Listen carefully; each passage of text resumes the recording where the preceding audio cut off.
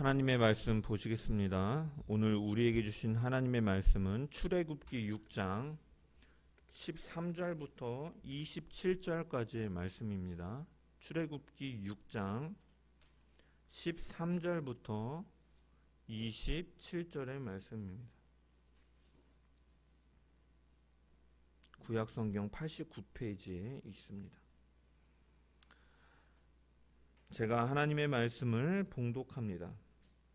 여호와께서 모세와 아론에게 말씀하사 그들로 이스라엘 자손과 애굽 왕 바로에게 명령을 전하고 이스라엘 자손을 애굽 땅에서 인도하여 내게 하시니라. 그들의 조상을 따라 집의 어른은 이러하니라. 이스라엘의 장자 르우벤의 아들은 한옥과 발로와 헤스론과 갈미니. 이들은 르우벤의 족장이요. 시므온의 아들들은 여무엘과 야민과 오핫과 야긴과 소알과 가나안 여인의 아들 사울이니. 이들은 시므온의 가족이요. 레위의 아들들의 이름은 그들의 족보대로 이러하니 게르손과 고핫과 무라리요. 레위의 나이는 137세였으며 게르손의 아들들은 그들의 가족대로 림니와 시므이요. 고핫의 아들들은 아므람과 이스알과 헤브론과 우시엘이요.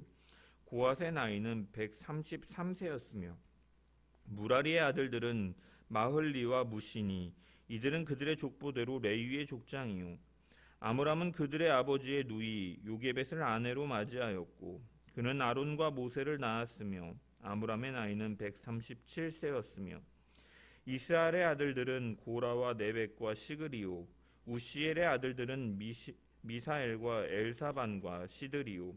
아론은 암미나답의 딸 나손의 누이 엘리세바를 아내로 맞이하였고 그는 나답과 아비후와 엘르아살과 이다마를 낳았으며 고라의 아들들은 아실과 엘가나와 아비아삽이니. 이들은 고라 사람의 족장이요.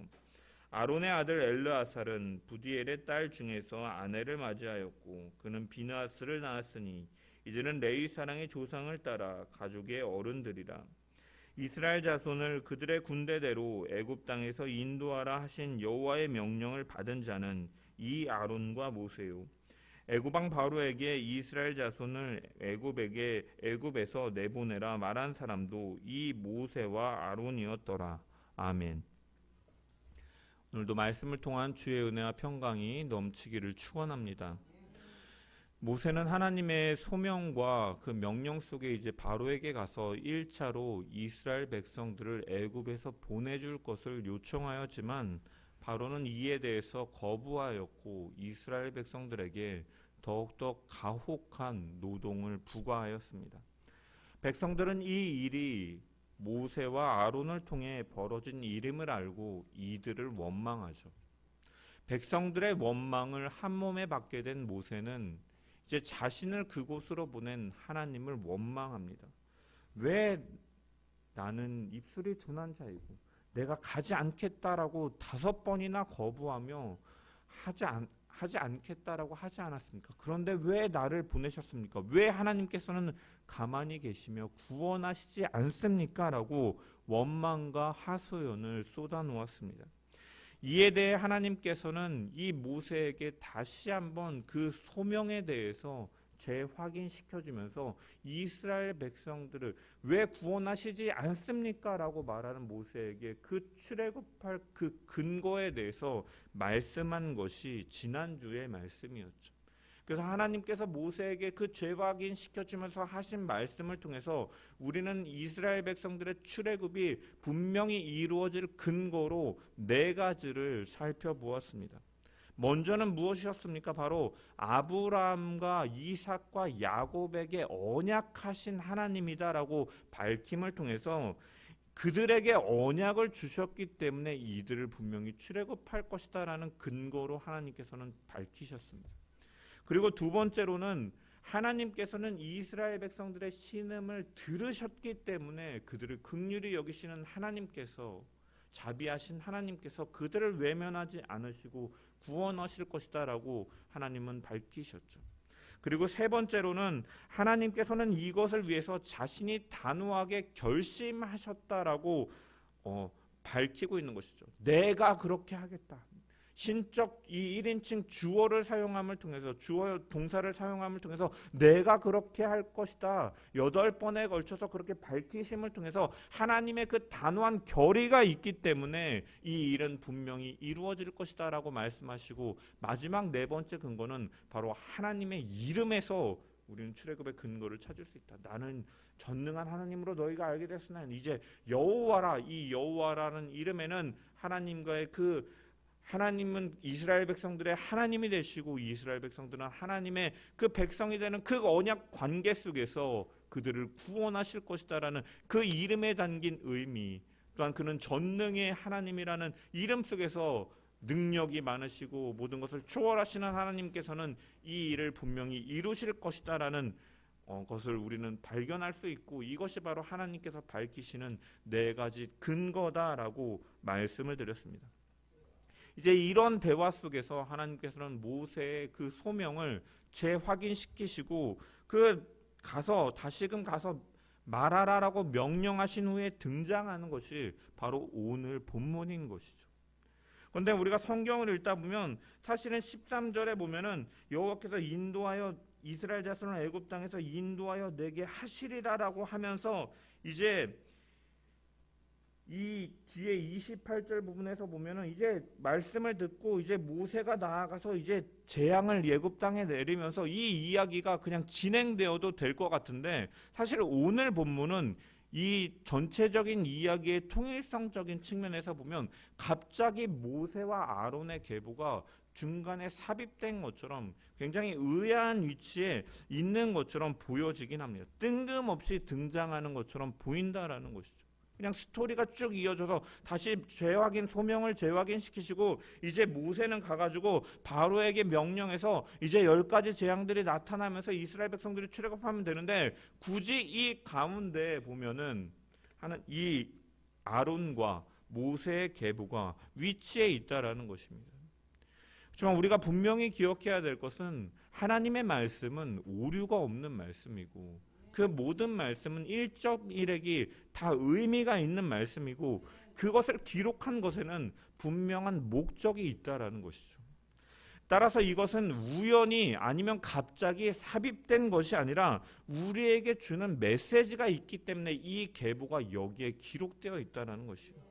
그렇다면 우리는 오늘 어떻게 보면 아론과 이 모세의 계보가 우리에게 교훈하고 있는 것은 무엇인가를 깊이 상고하면서 우리는 그 은혜를 발견할 수 있어야 된다라는 것이죠. 우리가 오늘 본문에 이 아론과 모세의 계보가 이제 시작되는 이 단락의 시작 부분인, 어떤 학자들은 이제 14절부터 27절까지로 한 단락을 보기도 하지만 또 어떤 학자들은 13절부터 한 단락으로 보기도 하는데, 저는 이 13절부터 이렇게 나누는 구조를 선호합니다. 그래서 이 단락의 시작을 알리는 13절의 이 부분과 이 단락의 이 계보의 마지막을 기록하고 있는 26절과 27절의 말씀 보면, 제가 창세기 때도 언급하지만 이 구약 성경에 굉장히 자주 등장하는 이 문학적인 구조를 말씀드렸죠.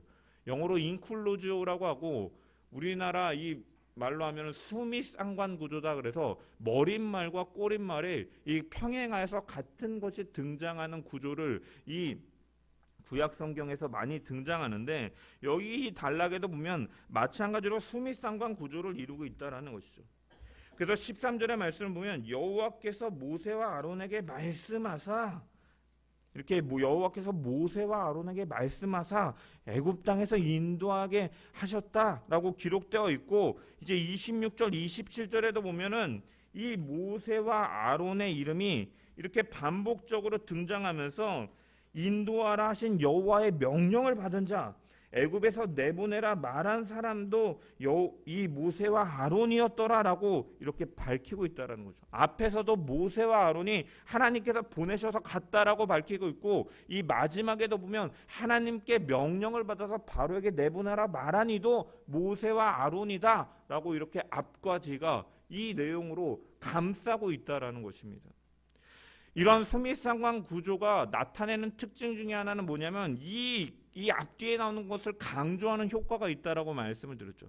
그래서 이것을 강조하는 이 구조가 강조하는 의미는 무엇이냐? 바로 모세와 아론은 하나님께서 이스라엘 백성들을 구원하기 위해서, 출애굽하기 위해서, 노예 생활에서 해방시키는 도구로 사용하시기 위해서 택하신 종이다라는 사실을 강조하고 있다는 것이죠.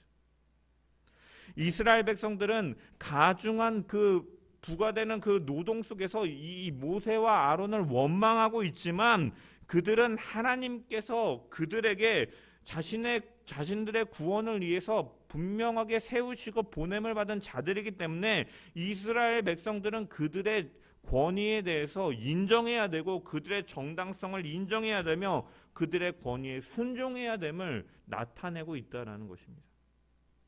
이러한 사실은, 이러한 메시지는 이 계보 자체에서도 강하게 드러나고 있습니다. 이제 구체적인 계보가 이제 14절부터 25절까지로 기록되어 있는데 우리가 이 계보를 읽으면서 주목해야 될 사실은 뭐냐면 이 계보에 등장하는 야곱의 아들들이 원래는 12명이지만 3명만이 등장하고 있습니다. 누구가 등장합니까? 첫째 아들인 루벤, 그리고 둘째인 시므온, 셋째인 레위까지만 등장하고 있습니다. 그 중에 이제 14절부터 15절은 루벤과 시므온의 가계를, 계보를 간단하게 정리하고 바로 이제 16절부터 25절까지 이 레위 지파의 계보에 대해서 주로 언급하고 있다라는 것이죠. 그 중에서도 특히 21절부터 27절까지는 이 레위 지파에 속한 집안의 이 족장들에 대해서, 가계에 대해서 좀 더 구체적으로 언급하고 있다는, 르우벤과 이 시므온에 비해서 레위 지파를 더 자세하게 언급하고 있다는 것이죠. 모세와 아론은 이 야곱의 12아들 중에 셋째인 레위의 후손이죠. 따라서 사실은 모세와 아론의 계보를 소개하기 위함이었으면 그냥 레위 지파의 이야기만 해도 됐을 것입니다.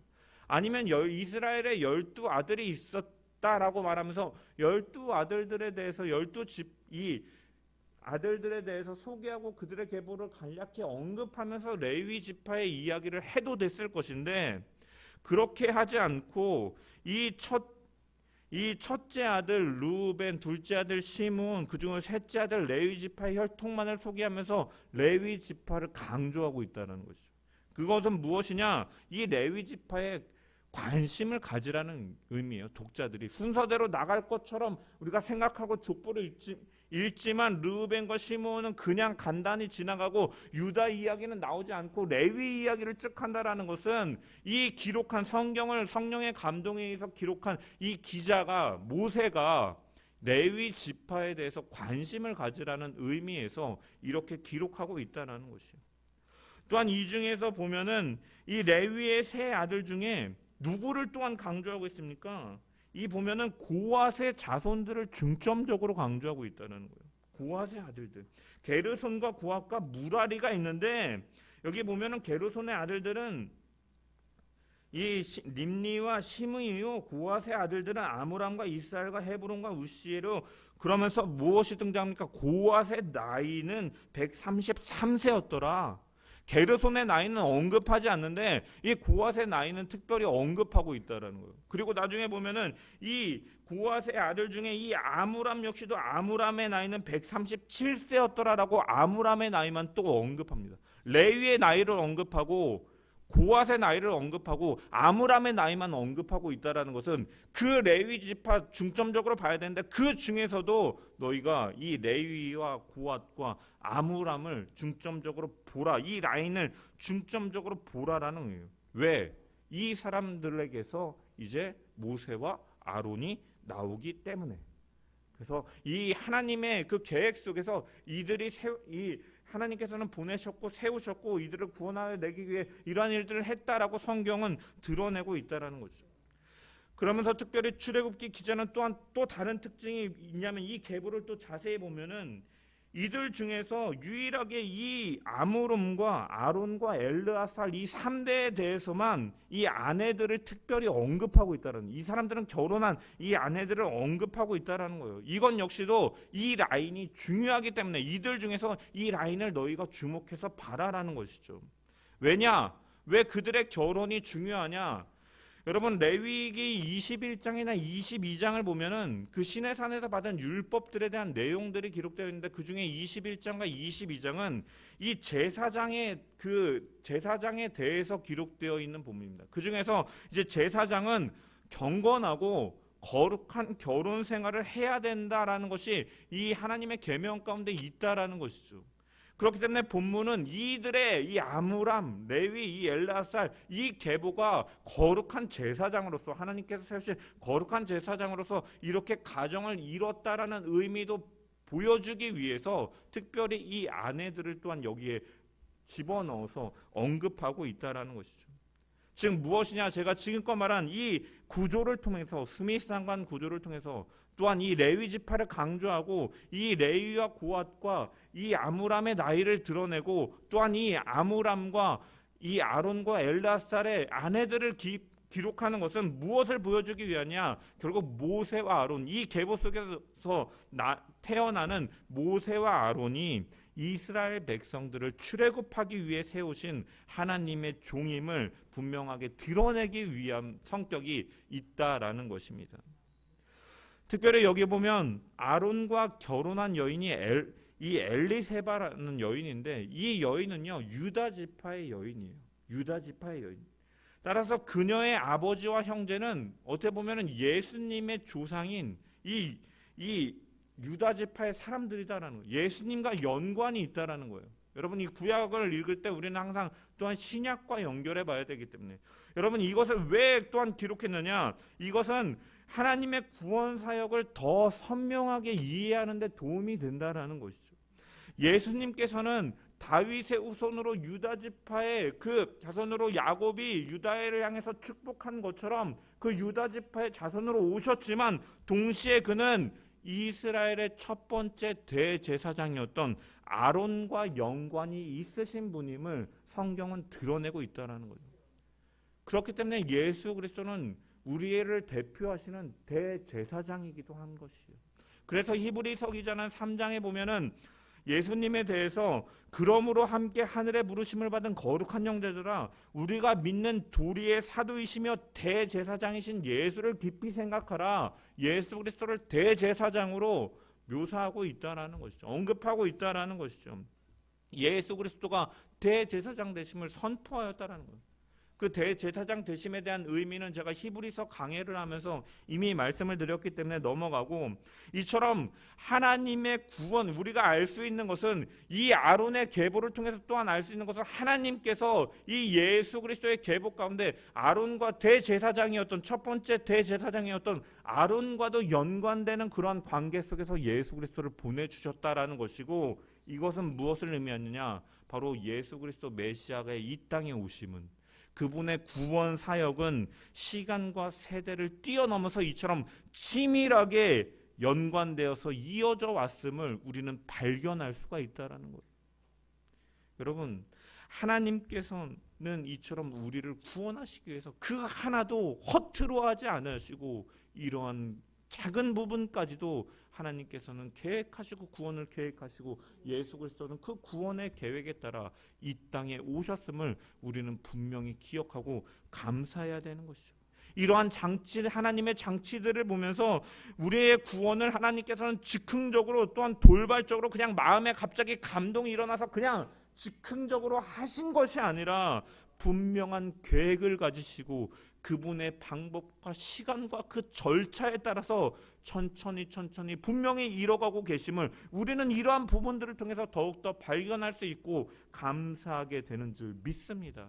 이처럼 우리의 구원은 그냥 이루어진 것이 아니라 철저한 하나님의 계획이었음을 기억하며 감사하는 저와 여러분 되기를 소망합니다. 이제 하나님께서는 모세를 부르셔서 이제 아론을 대제사장으로 세우실 것을 명령하셨습니다. 그래서 이 제사와 제사장 제도는 하나님께서 세우신 제도다라는 것이죠. 그래서 출애굽기 28장 1절에서 3절의 말씀을 보면은 너는 이스라엘 자손 중 내 형 아론과 그의 아들들 곧 아론과 아론의 아들들 나답과 아비후와 엘르아살과 이다메를 그와 함께 내게로 나아오게 하며 나를 섬기는 제사장 직분을 행하게 하되 내 형 아론을 위하여 거룩한 옷을 지어 영화롭고 아름답게 할지니 너는 무릇 마음에 지혜 있는 모든 자 곧 내가 지혜로운 영으로 채운 자들에게 말하여 아론의 옷을 지어 그를 거룩하게 하여 내게 제사장 직분을 행하게 하라라고 말씀하셨습니다. 이처럼 하나님께서는 공식적으로 레위 지파인 이 아론과 그의 아들들로 하여금 이 백성들과 하나님 사이에 그 백성들을 대표해서 하나님을 섬기고 예배하는 역할을 하고 그들을 통해서 하나님의 말씀을 전할 수 있는 이러한 중개자적인 역할을 감당하도록 하셨다라는 것이고, 예수 그리스도는 이 완벽한 대제사장으로 이 땅에 오셨다라는 것이죠. 그는 우리를 대표하기 위하여 철저하게 인성을 가지신 인간의 몸으로 오신 분이고, 철저하게 하나님 되심을 통하여 완벽한 대제사장의 일을 감당하시는, 중보자의 일을 감당하시는 메시아가 되시는 것입니다. 그러한 일들을 이루시기 위해서 오늘 계보를 통해서 이 유다 지파의 여인과 자손을 이루도록 하셨고, 이 미리부터 준비하셨음을 우리는 본문을 통해 발견할 수가 있다는 거죠. 우리가 무엇이간데, 사실은 하나님 입장에서 보면 어떻게 보면 벌레보다도 작은, 보잘것없고 죄로 인하여 하나님과 원수되었으며 하나님은 가장 아름답게 창조하셨지만 어떻게 보면 배신하고 하나님의 말씀을 어기고 배반하고 원수된 우리들을 향해서 이렇게 하나님은 끊임없이 독생자 예수 그리스도를 내어주시고 그 철저한 구원 계획 속에서 우리를 도우시는 하나님의 은혜가 있음을 우리는 분명히 오늘 말씀을 통해서 발견할 수 있는 점이 있습니다. 이 은혜로 살아가는 저와 여러분 되기를 주님의 이름으로 축원합니다. 또한 오늘 본문의 계보는 우리의 모든 것이 또한 하나님의 전적인 은혜임을 드러나는 이 의미를 담고 있습니다. 하나님의 전적인 은혜임을 분명하게 드러내고 있다는 것이죠. 우리가 지금 바라보고 있는 것처럼 이 모세와 하나님께서 이 이스라엘 백성들을 출애굽하기 위하여 세우신 하나님의 종인 모세와 아론의 계보를 보면은 그들 스스로의 능력이나 어떠한 그들이 뛰어난 이러한 어떻게 보면 혈족 이런 계보 이 라인을 통해서 그들이 생긴 것이 세워진 것이 아니라 전적인 하나님의 은혜였음을 우리는 발견할 수 있다는 거죠. 무슨 말이냐? 여러분, 오늘 계보에 등장하는 야곱의 세 아들들만 등장하잖아요. 루벤과 시므온과 레위는 이 서열상, 나이 서열상으로 보면 첫째, 둘째, 셋째입니다. 그리고 당시의 고대 근동 사회에서 보면은 여러분, 이 부친의 권위와 이 가문의 영광을 잇는 것은 언제나 장자의 몫이죠. 위에서부터 원래는 받는 것이 그 원래 그냥 관례이고 그들의 문화였다라는 것입니다. 그래서 장자들은 이 아버지의 분깃을 받을 때 다른 형제들에 비해서 2배의 분깃을 받고, 이제 아버지가 죽으면 그 가문을 다스리는 통솔하는 그 리더십의 역할을 감당하는 일들도 하는 것이죠. 특별한 경우, 그래서 장자가 특별한 경우에 불의의 사고를 당해 죽게 되면 그 다음 이제 차남이 이제 그 위치를 상속받게 되는 것이죠. 여러분, 하지만 오늘 이 계보에 등장하는 이 이름들을 보면은 이들은 아버지 야곱으로부터 장자권을 물려받지 못한 자들이다. 창세기 49장에 이제 야곱이 죽기 전에 아들들을 불러 모아 유언으로 빌어준 이 축복을 보면은 왜 이들이 장자의 축복을 받지 못했는가를 밝히고 있죠. 루벤은 왜 못 받았습니까? 너가 내 침상을 더럽혔기 때문이다. 아버지의 침상을 더럽혔기 때문이다라고 밝히고 있는 것이죠. 루벤이 아버지의 첩이었던 이 비라를 범한 일로 인함이었다라고 분명히 밝히고 있는 것이죠. 여러분, 오늘날도 마찬가지겠지만 자식이 아버지의 첩이 인정되지도 않지만 이 첩을 범하는 일이 있다면 그 사람은 정말로 매도당할 것입니다. 어떻게 그런 일이 벌어질 수 있는가? 오늘날도 마찬가지지만 그 당시에는 결코 용납될 수 없는 일이었다라는 것이죠. 레위기 18장이나 신명기 22장에 보면 이런 일에 대해서는 하나님께서는 절대적으로 금하고 계시고 이런 일을 행하는 자는 사형에 처하라고 규정하고 있다라는 것입니다. 여러분, 이처럼 르우벤은 아버지와 본인에게 엄청나게 수치를 가져다 준 사람이다라는 것입니다. 그리고 시몬과 레위는 또한 어떠한 사람입니까? 야곱은 그들을 향해서 그들이 휘두르는 칼은 난폭한 무기이다. 그들은 화가 난다고 사람을 죽이고 장난 삼아서 소의 발목 힘줄을 끊는 자들이다. 그 노여움이 혹독하고 분노가 맹렬하니 저주를 받을 것이다. 그 칼로 저주를 받을 것이다 라고 말하면서 그들이 장자권을 받지 못함을 밝히고 있죠. 이러한 의미는 그들이 세겜 땅에서 자신의 여동생이었던 이 디나가 당한 이 강간 사건 때문에 무자비하게 세겜 사람들을 보복하고 몰살시킨 그 이유들을 또한 담고 있는 것이죠. 여동생의 복수를 아주 시원하게 했다라고 어떤 사람들은 그 부분을 보면서 통쾌하게 여길 수 있지만, 제가 창세기 강해를 하면서 말씀드린 것처럼 사실은 이 일은 굉장히 중대한 문제들을 야기하고 있고 내포하고 있다라고 말씀을 드렸습니다. 시몬과 레위는 세겜 사람들에게 뭐라고 말했습니까? 너희가 할례를 받고 가문을 합치자, 그럼 결혼을 시켜주겠다라고 그들에게 설득하는 것이죠. 세겜 사람들은 그 이야기를 듣고 믿었기 때문에 그들이 고통스러운 할례를 받게 됩니다. 그리고 시몬과 레위는 어떡합니까? 할례를 받고 나서 움직일 수 없는 상태에 처한 그들을 찾아가서 그들을 도륙하는 것이죠. 모두를 몰살시키는 것입니다. 이들의 행동은 그들 자신들을 믿었던, 할례를 받으면 가문을 합치겠다라는 그의 말들을 믿고 행한 자들을 향해서 신의를 저버리는 행동이었다라는 것이죠. 신의를 저버리는 행동, 비열한 행동이었다. 정정당당하게 대결을 해서 이 복수를 한 것도 아니고 그들은 비겁한, 어떻게 보면 거동할 수 없는 이 자들을 몰살시키는 만행이었다라는 것이죠. 잔인한 수법이었다라는 것이죠. 무엇보다도 그들이 그러한 것을 비겁하게 행동하기 위해서 사용한 도구가 무엇입니까? 바로 할례지 않습니까? 그런데 여러분, 이스라엘 백성들에게 할례는 어떤 의미입니까? 바로 하나님께서 아브라함에게 언약을 주시면서 언약의 증표로 주신 것이 바로 할례인데, 그들은 하나님의 성스럽고 거룩한 증표를 자신들의 복수심과 그 폭력을 사용하기 위한 도구로 어떻게 보면 격화시켜가지고 사용하는 문제를 나타내고 있기 때문에 그들은 결코 용서받을 수 없는 행동을 한 자들이었다라는 것이죠.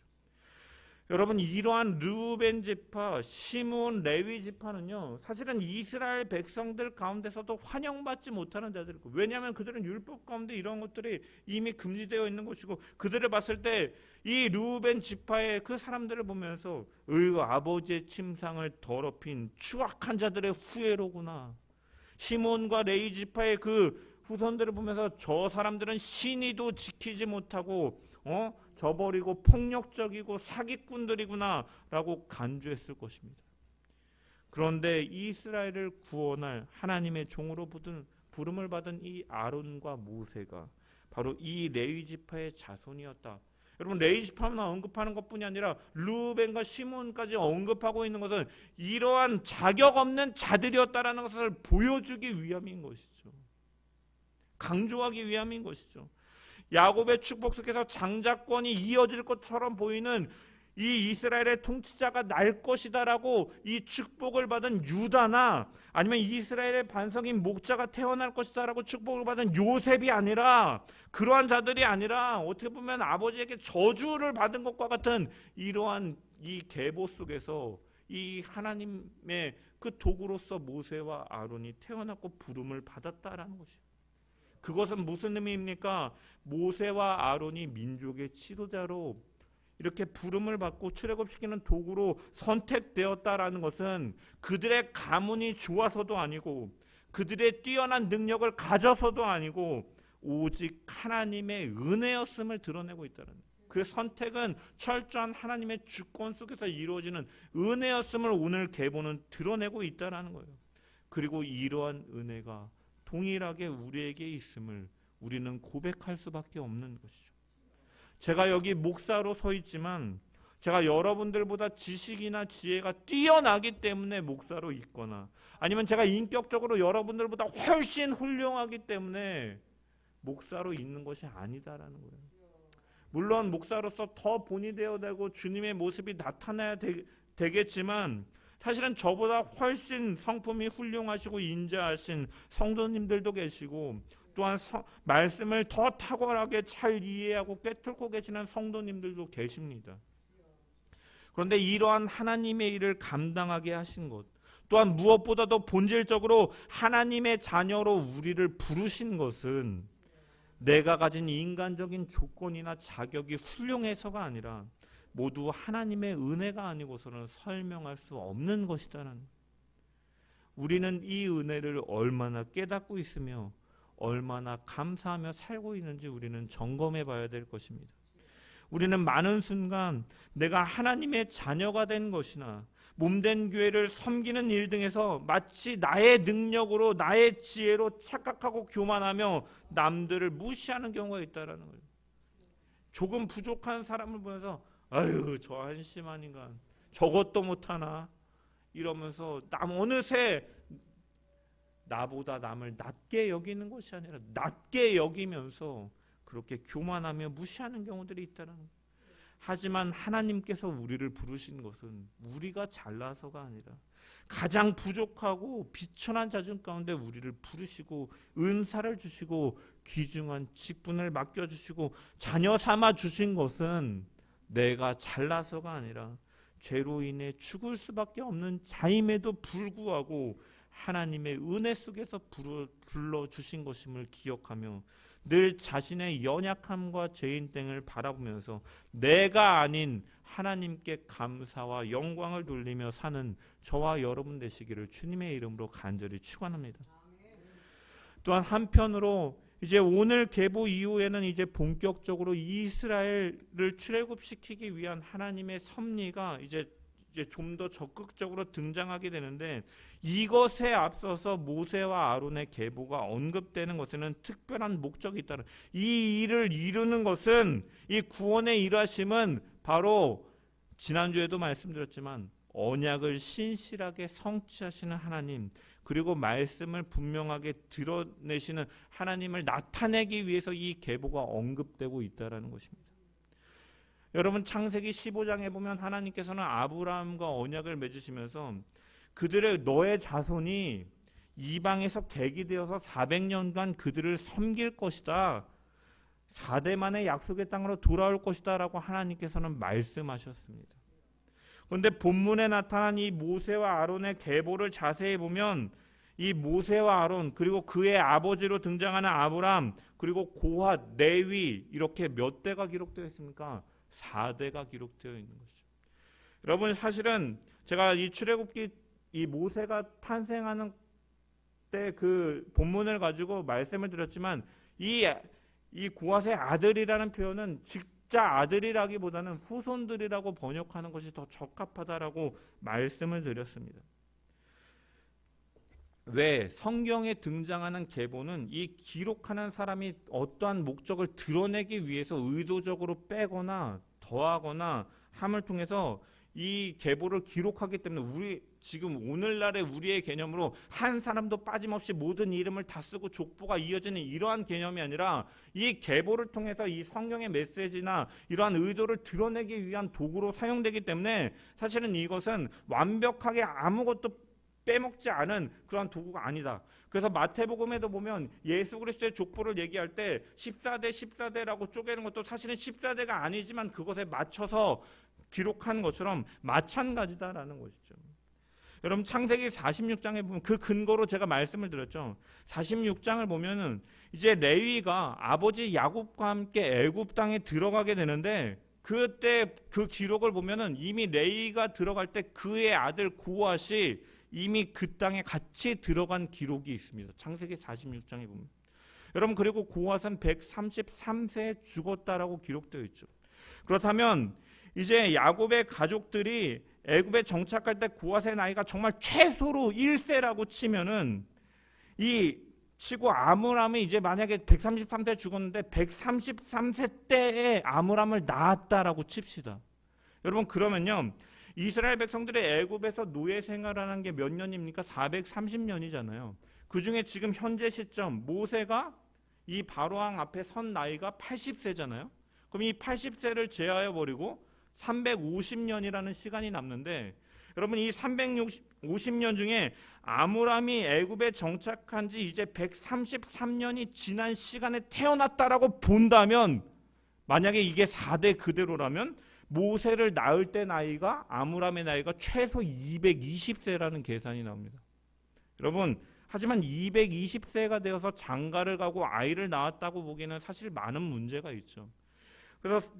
그래서 제가 출애굽기 1장을 강의할 때도 말씀드렸지만, 이 아들들이라는 표현, 이 벤이라고 번역된 아들이라는 표현은 사실은 아들들, 후손들이라고도 성경에 600회가 넘게 기록되어 있기 때문에 이 고앗의 자손들이라고 번역하는 것이 바람직하다라고 말씀을 드렸어요.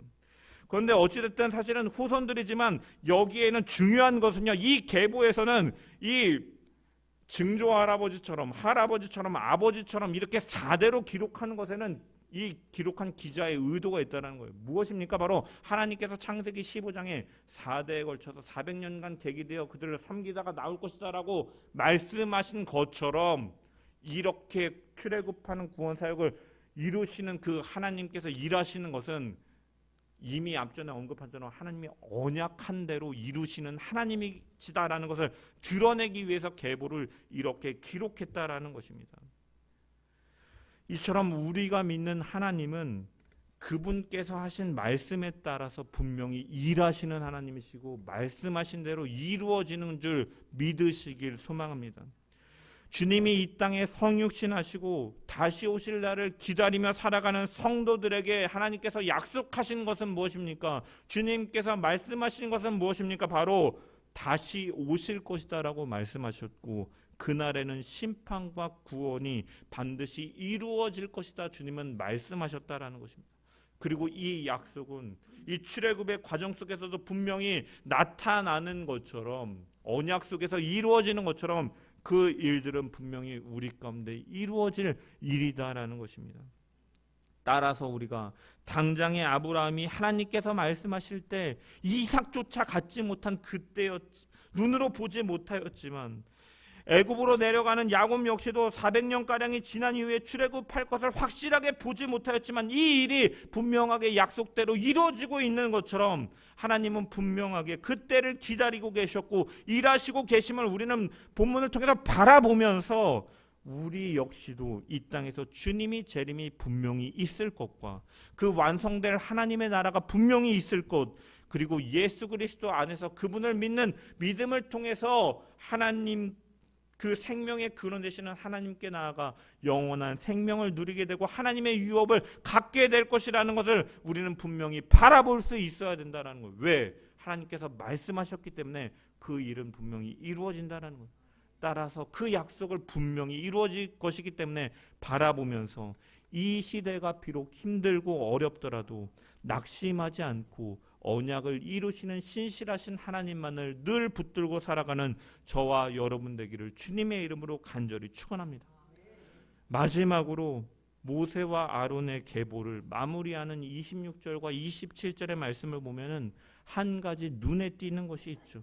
무엇입니까? 바로 26절에 아론과 모세의 이름을 말할 때 26절에 보면은 이스라엘의 자손을 그들의 군대대로 애굽 땅에서 인도하여 하신 여호와의 명령을 받은 자는 이 아론과 모세요, 아론과 모세의 순서로 기록하고 있고, 27절에는 애굽에서 내보내라 말한 사람도 모세와 아론이었더라라고 이렇게 교차한 순서로 적고 있는 것이죠.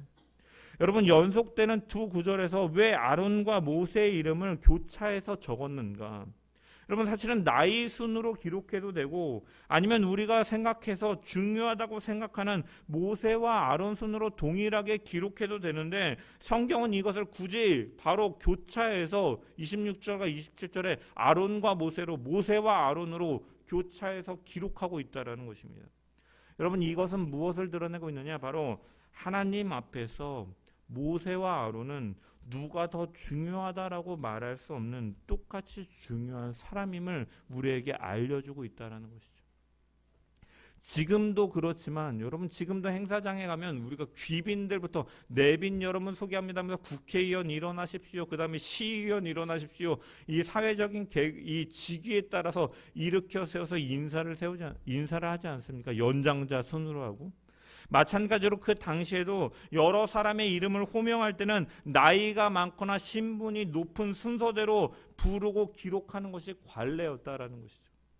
따라서 이스라엘 자손을 애굽 땅에서 인도하라는 하나님의 명령을 받은 이름을 기록할 때 이 두 번 다 이제 모세와 아론을, 아니면 아론과 모세를 어떠한 특정한 이름만을 언급할 수도 있었겠지만, 그렇게 기록한다면 사람들은 그가 다른 한 사람보다 더 중요하고 귀한 일을 하는 사람으로 받아들여지게 된다라는 것이죠.